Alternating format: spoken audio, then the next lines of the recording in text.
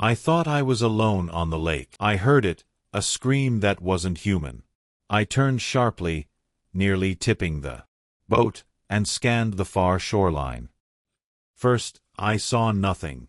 Just water, pine, trees, and sunlight flickering on the surface like nothing was wrong. But then, I spotted it. Something dark thrashing. At the edge where the reeds met the lake. A tiny shape, wet, struggling, and then it disappeared beneath the water. My heart stopped. It was a German shepherd puppy. I didn't think. I moved. I kicked off my boots, threw the fishing pole aside, and dove into the freezing spring water. It hit like knives, the kind of cold that robs your breath and shoves panic down your throat. But I didn't care. I swam hard, eyes locked on the spot where I'd last seen him. Every second counted. He was too small, too far, too cold. I reached the reeds just as something brushed my forearm. Reached down blindly and felt fur-soaked and limp. For one terrible second, I thought he was gone. But then the tiniest twitch ran through his body. His paw jerked once. He was alive. I hauled him against my chest and kicked back toward my boat, cradling his soaked, lifeless body. His head lolled against my shoulder. His eyes were closed. No sound, no movement, just a fragile body that should have never been in that lake. By the time I got him into the boat, I was shaking so hard I could barely hold him. I wrapped him in my jacket and shouted into the wind, "Stay with me. Don't quit now." I started the motor and tore across the water toward the dock. I didn't have a plan, just a dying German shepherd puppy in my arms, and a gut-deep feeling that I couldn't let this little guy fade. Not today. Not after what he'd survived to even be thin. His chest wasn't rising. His body was cold as stone, but his mouth opened slightly, and I heard the faintest broken "we escape." He was still fighting. So was I. I don't remember parking the truck, just the screaming tires and the slam of the door as I bolted toward the Northwood Veterinary Clinic with the puppy wrapped in my soaked jacket. My boots hit the tile floor with a slap, and I yelled before the door even closed. Behind me, "Emergency! He's not breathing right." The receptionist jumped up, and within seconds a tech came running. I didn't want to let go. His tiny body was barely moving in my arms. But I placed him gently on the exam table and they went to work. It took 3 people, oxygen mask, heated blankets, a shot. Someone pressed gently on his ribs rhythmically. Another wiped water from his mouth. And I saw it. He coughed. Barely. But it was something. German shepherd puppy, the vet muttered, checking his heart. Male, maybe 6 months old, hypothermic, near drowning. But he's got a pulse. I stood frozen near the wall, dripping lake water, fists clenched. Will he make it? The vet looked up. She was calm, but her eyes were serious. If you found him 5 minutes later, we'd be having a different conversation. My stomach dropped. 5 minutes. That's all. That separated life from death.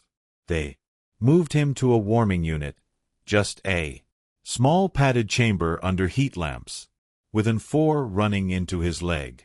He looked like a ghost, limp, silent, but he was there, still here. That was enough. You can sit with him, the tech offered gently. Might help. I pulled a chair up close, leaned forward, and placed my hand lightly on his paw. He didn't react. His pads were like ice. Swallowed hard. You fought out there, I whispered. Don't stop now. I've got you. Minutes passed, then maybe hours. Couldn't tell. The room was too quiet, too still. And then his paw twitched. Tiny, involuntary.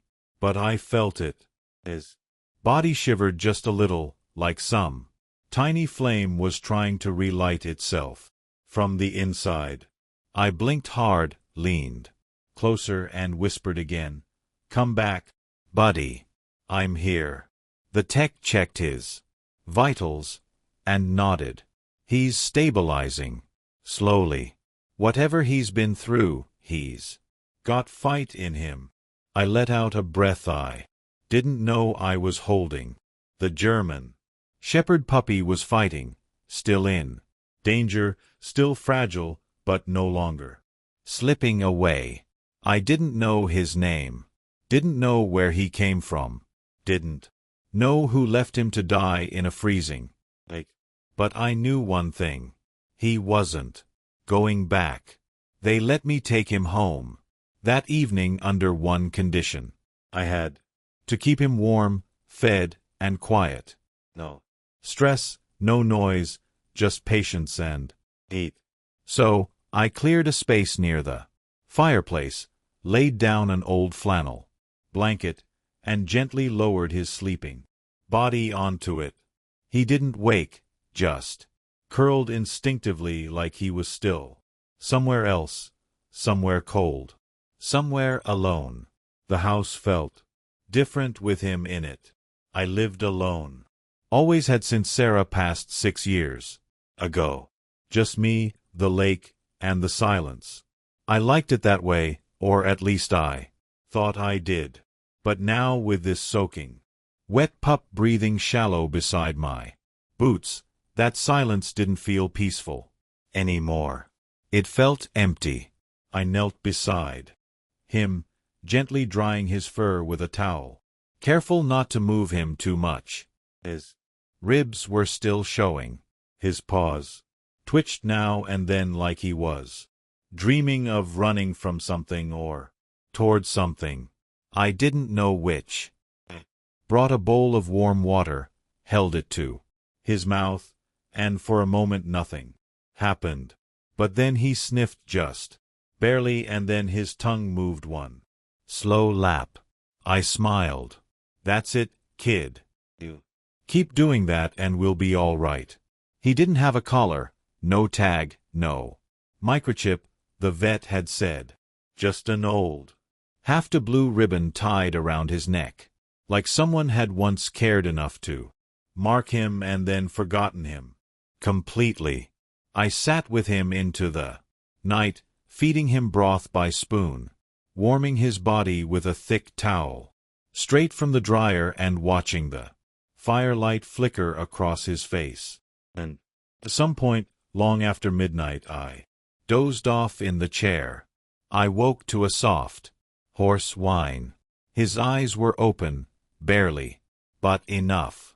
He looked at me like he didn't know whether to trust what he saw, if I was just another passing shadow in a world that had already taken too much.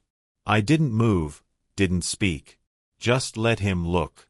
And after a long moment, he blinked and let his head fall back down onto the blanket. That was enough for me.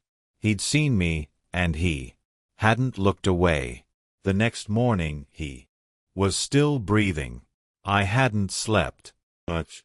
Maybe a few hours in the army. The armchair, head against the window, blanket around my shoulders, but I didn't care. When I leaned down and saw his chest rising and falling in a steady rhythm, something cracked open in me. Relief maybe, or something older I hadn't felt in years. He didn't lift his head when I said good morning, but his eyes opened. He tracked my movement. That was new. I brought more broth, warm and slow. He took it in. Small licks from my fingers, his mouth trembling each time like even that little effort cost him something. But he was trying. I watched the steam rise from the cup and caught my reflection in the surface, unshaven, tired, older than I remembered. It's just you and me for now, I said softly, more to myself than him.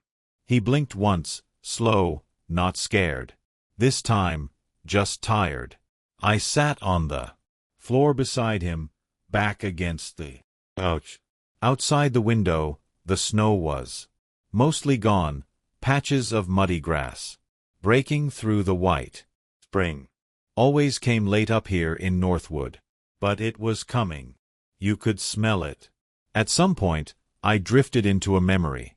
Me, age 10, sitting in my childhood kitchen with a German Shepherd puppy in my lap. Her name was Bonnie. She had this habit of chewing holes in my socks, and I never once got mad at her. She died when I was 17. I never forgot the sound of her nails on the kitchen floor, running to the door every time I came home. I hadn't thought of her in years. I looked down at the little guy on the blanket and wondered what memories he carried, what he dreamed about when his paws twitched, who he missed. His legs kicked suddenly in his sleep hard. Sharp jerk like a nightmare. Then a low whimper escaped him, almost too soft to hear. I moved closer. Hey, it's okay. You're safe now. He stirred, eyes fluttering open again. This time, when he saw me, he didn't just blink. He tried to move. It was clumsy. Just a slow lift of his head and a shift of one paw toward me. But it was the first time he'd reached out on his own. My chest tightened. You're a fighter, I whispered, a stubborn little survivor. And for the first time, I realized I wasn't just taking care of him. He was waking something in me I didn't know I'd buried. That afternoon, the sky over Silver Pine turned soft and golden. Cracked a window to let the breeze in, and the smell of thawing earth and wet pine drifted through the house. Spring was crawling back into the world, slow and shy, like it didn't want to be noticed. He tried standing again. I was in the kitchen warming up more broth, when I heard a dull scratch against the wooden floor. I turned and saw him, legs wobbling, body trembling, but upright, barely. His head was low, ears lopsided, but he was standing. I didn't move, just watched. Breath caught in my throat. He took one step, slid a little, then another, and collapsed chest first, right onto the blanket. I dropped the spoon and rushed over, thinking maybe he'd hurt himself, but his eyes were open, alert, breathing fast, but not panicked. I knelt beside him and smiled. You're a stubborn little pup, aren't you? He didn't answer, of course, but I swear I saw something flicker in his expression, like he'd heard the tone more than the words. I helped him back onto the blanket and stroked behind his ear gently. His fur was coarse there, still a little matted, but warmer now, alive. And that's when I realized something. I needed to call him something more than just Buddy. A name matters. It's the first piece of identity, the first anchor to life. Looked at him, those deep brown eyes, watching me, and the name came without thinking. Rex, I said. He blinked once. No flinch, no fear. Like the word meant nothing yet. But maybe, just maybe, he was open to learning what it meant. Rex, I said again, softer. That's you. Now. Later that evening, I opened the back door to let in some air. Rex lifted his head from the blanket and looked toward the lights spilling through the screen. He didn't move, but he watched the trees, the birds, the way the breeze stirred the curtains, watched the world as if trying to remember what it meant to be in it.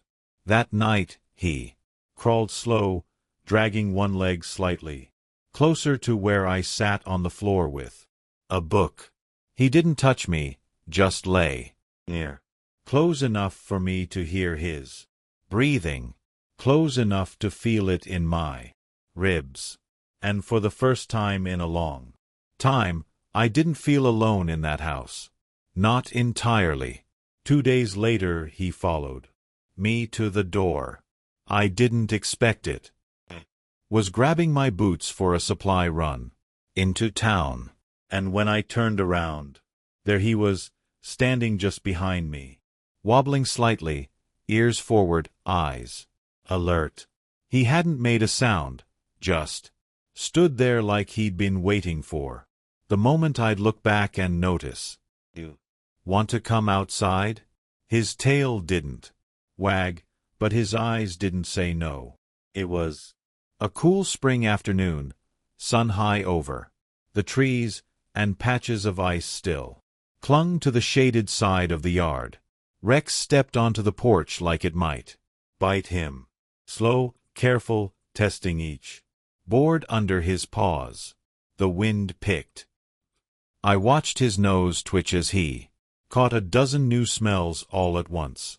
Sap, wet pine, mud, smoke from the neighbor's chimney across the trees. He took another step, then two, then stopped, stiff. His head turned toward the lake, and something in him changed. The muscles in his body tensed, frozen. Mid-step, his ears flattened, his breathing quickened, and then the sound.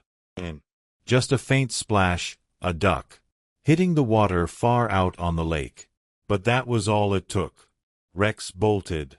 Not forward, back, scrambling, panicked, legs kicking against the wooden porch, until he slipped and hit the doorframe. He whimpered, eyes wide, scrambling to push the door open with his head. Opened it for him. He shot inside, curled into a ball on the blanket near the fireplace, and refused to look at me. I followed him in, knelt down, gave him space. "I'm sorry," I whispered. "I should have known. You're not ready." His whole body trembled.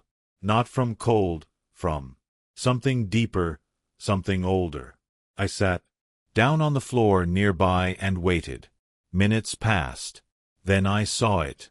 A thin scar around his neck, nearly hidden beneath his fur. Not from a collar, from something tighter, rougher, like rope. Someone hadn't just abandoned him. They'd tied him to drown. The realization hit me like a punch, and I hated how familiar the feeling was. This helpless rage at something I couldn't undo. He didn't need words to tell me what happened. His body remembered the lake, the fear, the betrayal, and still he followed me to the door. Still he tried. I reached out, slow, rested my hand just behind his ear. He didn't flinch. That was progress. The next morning, I found him, waiting by the door again, not scratching, not whining, just sitting, quiet, watching. His posture was steadier this time, like he wasn't asking permission, but testing me, testing the world. I opened the door slowly, and he didn't move. "Just the porch," I said softly. "We'll take it one step at a time." He stepped outside, without hesitation. The sun was warmer today, pulling steam from the damp grass, and the air smelled like melting bark and thawed earth. Rex stood at the edge of the porch, breathing it in, not trembling, not shrinking, just watching. I walked down onto the path, and after a moment I heard the soft patter of his paws behind me. We made it halfway to the treein before he froze. I turned and saw him looking back toward the lake, silent, wary. I crouched down. That won't happen again. Not to you. He stayed there, caught between fear and trust. Then he took one step forward, then another, and another until he was beside me. We didn't go far, just to the edge of the woods. But it was enough. When we got home, he ate more than usual, drank deeply from the bowl, and nudged it when it was empty, like he knew he was allowed to ask now, like the world had rules again. Later, while I sat on the porch steps with a mug of coffee, he curled beside me and rested, his head on my boot. His eyes fluttered shut in the breeze, and for the first time since I'd pulled him from the water, I heard it. A sigh, small, soft, like a weight he'd been carrying had finally shifted just enough to let him breathe. That night, I carved his name into a piece of cedar plank and placed it above the spot by the fireplace where he slept. It wasn't much, just Rex, but it was something permanent, something that said, "You're not passing through." The next morning, I called the local shelter, Eagle Ridge K9 Rescue Center, to report the found puppy, just like the vet asked. A woman named Sarah picked up. Kind voice professional. She asked the basics: age, breed, condition, where I found him. I gave her the facts, but I didn't tell her how he looked at me when I said his name. I didn't tell her about the scar on his neck or the way he flinched at water. I didn't tell her how quiet the house felt without his breathing, and she offered to take him in, help with placement and adoption, said they had space. I thanked her and hung up. Then I looked down at Rex, curled on the rug, one paw over his nose, and whispered to no one, "I don't know if I can let you go." A week later, I found myself back at the lake, not by accident. I needed to know. I'd replayed that morning too many times in my head. His position in the water, the way he struggled, the direction he came from. Something wasn't adding up. Rex was sleeping soundly by the fire when I slipped out. I hated leaving him, even for an hour. But there was something clawing at the back of my mind. I had to follow it. The trail along the far side of Silver Pine was soft with mud, and the cattails still carried patches of frost. I walked the same stretch where I'd first seen him, scanning the shoreline, stepping carefully through the marsh. For a while, nothing, just ice breaking on the current and the sound of early geese overhead. Then I saw it. Off the trail, half sunken in the reeds, was the crumpled wreck of a small aluminum boat, split nearly in half, rusted, burned in spots. A rope still hung loosely from one end, trailing into the water, and beside it, barely visible in the mud, was a piece of torn fabric, blue, same color as the makeshift ribbon Rex had around his neck. When I found him, I crouched down, heart pounding. The rope wasn't knotted, like for docking. It was looped, rough, frayed at the base, as if something or someone had been tied there. He didn't fall in. He didn't get lost. He was left to drown, tied to a sinking boat, and left with just enough slack to struggle. That ribbon wasn't a name tag. It was a placeholder for someone who never planned to come back. I stood there a long time, staring at that boat, My fists clenched so tight, my fingers went numb.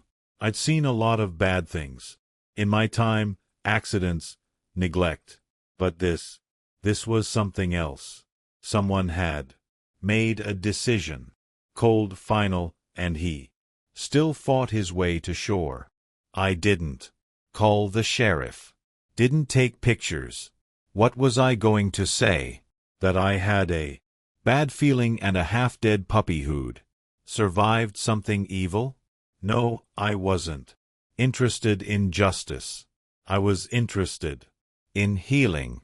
When I got home, Rex met me at the door, still limping a little, but stronger. He sniffed my boots, paused at the lake mud crusted on the soles, and looked up at me. He knew not exactly what I'd seen, but enough to feel it. Something passed between us then, something quiet and old.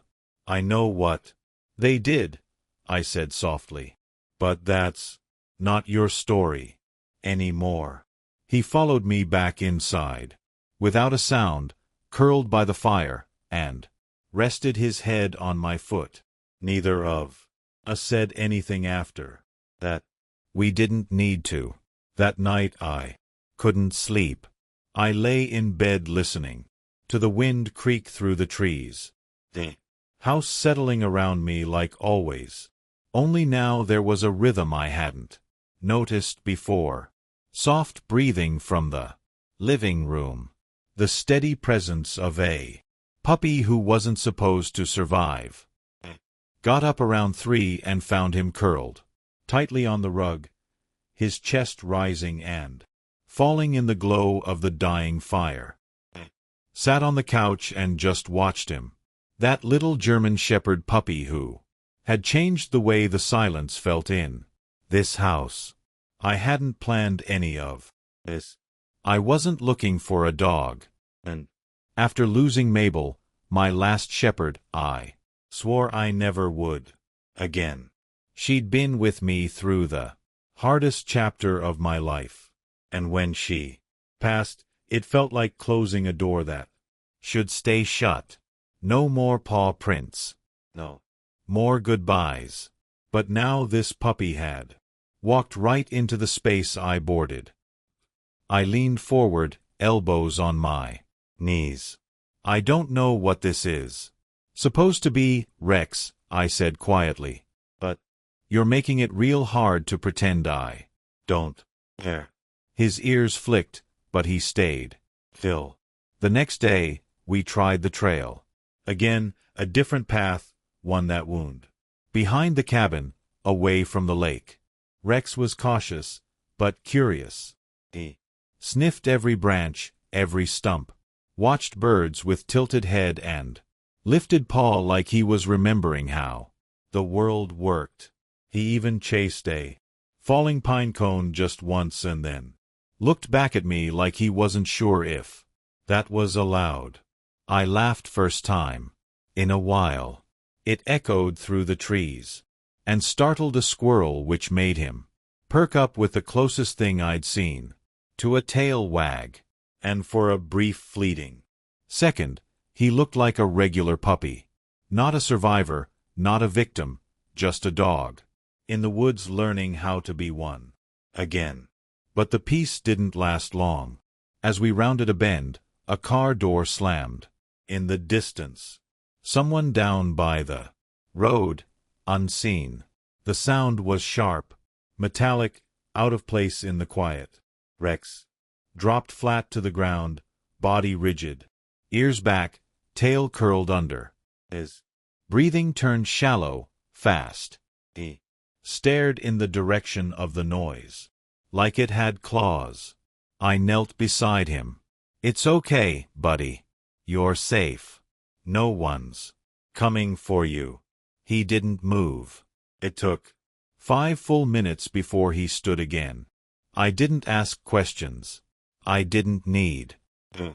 Whoever did this to him, whatever they used to make him this afraid, they'd marked him deeper than any scar could show. But he'd followed me here, trusted me, and now it was my turn to Show him that some sounds didn't lead to pain. Some doors opened to warmth, that some people stayed. The storm came fast. One of those sudden Minnesota spring tempests. Wind turning violent in seconds, trees groaning, and rain hammering the roof like it was trying to punch through. The power flickered once, then held. I moved around the house, checking windows, but my mind was on him. Rex had never liked storms. I learned that quickly. The first time thunder rolled, he'd crawled under the table and refused to come out for hours. But this one felt worse. Something in the air. It wasn't just weather, it was memory. I found him pacing by the back door, head low, ears back, tail tucked. It's okay, I said, approaching slowly. It's just wind and noise. He didn't look at me. His eyes were locked on the trees outside, swaying like giants, ready to fall. Another clap of thunder cracked across the lake, and he flinched hard, scrambling toward the hallway, toward the spot behind the washer where he hid the first week he came home. But as he turned the corner, there was a loud snap outside. Wood breaking. I knew that sound. Tree fall. Without thinking, I grabbed my flashlight and jacket and ran to the back deck. The old pine by the shed, half dead for years, was gone. Snapped at the base, collapsed across the slope behind the house, and it had landed on the trail, the same one Rex and I had walked every morning for a week. I moved fast, checking for damaged limbs on the roof, anything urgent. That's when I heard it. A bark. Short, desperate, distant. Rex. I turned back toward the house, but he wasn't at the door. Another bark. Farther now. Toward the trees. He was outside. Didn't stop to think. Grabbed a leash, coat, left the door swinging open behind me. Rain soaked my face in seconds. Followed the barking, crashing through underbrush, flashlight beam jerking with every step. And then I found him at the base of the fallen tree, pawing at the branches, digging, barking, desperate. Shone the light where he was looking and froze. A small raccoon barely alive, trapped under the limbs, eyes blinking. Slowly, half crushed, but breathing. Rex looked up at me with something raw in his eyes. Not panic, not confusion. Purpose. He hadn't run in fear. He'd gone back for something weaker than him. I didn't know how he found it or why he thought it mattered. But he had, and he wouldn't leave it. I stood there in the storm, the flashlight shaking in my grip, and felt something I hadn't felt in years. Something holy in its stillness. This puppy, this broken, beaten, terrified little soul, had just done what most people wouldn't. He saw pain and chose not to look away. Knelt beside him, soaked to the bone, and whispered, "You're not who they tried to make you. You're more." And in that moment, I wasn't the one who had rescued him. He was rescuing me. By morning, the storm had passed, leaving the world dripping and quiet. The sky was pale blue and scrubbed clean, like everything had been rinsed and reset. I stood on the porch with a mug of coffee in my hands, watching Rex stretch in a patch of sunlight on the deck. His coat was still damp in spots, but his eyes were bright, brighter than I'd ever seen them. The raccoon hadn't made it through the night. I'd done what I could. Blankets, warmth, quiet, but some damage can't be undone. Rex had sat beside the crate the whole time, alert, but calm, as if standing vigil. Not a sound from him, just presence. That was the kind of dog he was. That morning I knew the truth. He didn't belong to me. He belonged to something bigger.